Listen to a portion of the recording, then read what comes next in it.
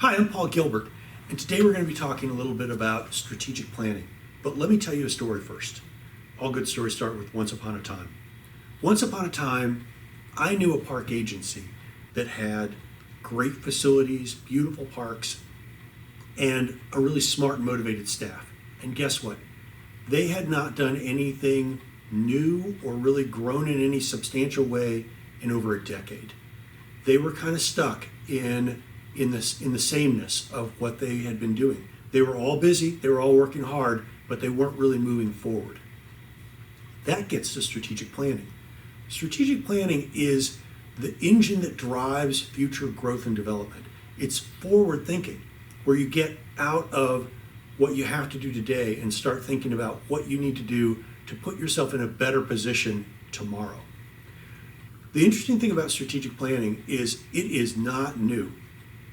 People and organizations have been doing strategic planning for at least 2,500 years. The reason I know that is one of the sources that's out there on strategic planning is Sun Tzu's Art of War, written 500 BC in China. Sun Tzu was a general, and he wrote down how to organize a group and achieve goals and move forward and how to think strategically. So let's look a little bit about Sun Tzu's language on how to do strategic planning and kind of modern language on how we do it, because I think you'll see that it really does connect quite well.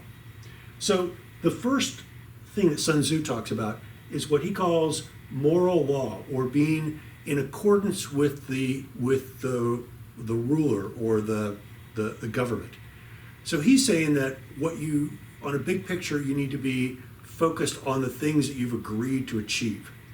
In modern terms, I call that mission and vision. And this is what drives any strategic plan. You have to know what you're there about, which is your mission statement, and you have to know where you think you can be in 5 years. And that's where you start with a strategic plan. The next thing he has is heaven and seasons. And in my translation of that, I think of that in terms of timing. So what are the capacities of your organization and what are the needs of your community? So if your community needs better services for the elderly or more conservation because there's a big push for that, those are the things that are kind of your season that you're in. What are the big issues of today that you need to address? The next one he has is earth or terrain. So Sun Tzu 500 years ago on a battlefield was literally thinking about the hills and the valleys and the streams. But I think as we think about strategy in today's world, we're thinking about what's the competitive environment.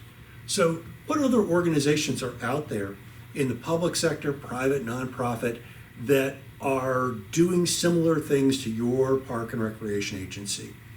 What are the opportunities? What are the threats? This is a great place to do a SWOT analysis. SWOT analysis is great at figuring out your environment. The next one that Sun Tzu talks about is commander. So in today's language, we would talk about that in terms of a leadership team. And it's really critical because you need to have the right team in place or you're not going to be able to achieve your goal and your mission.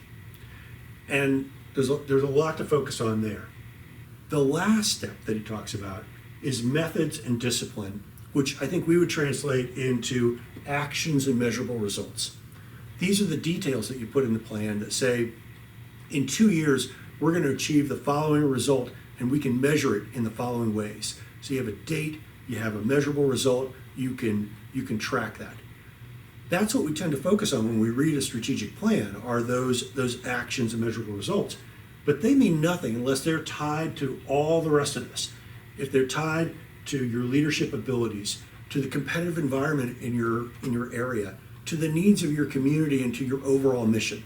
They all have to be integrated and work together to make a good strategic plan.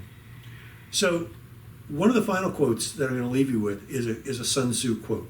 And he says that opportunities multiply as they are seized. So I look at that as momentum.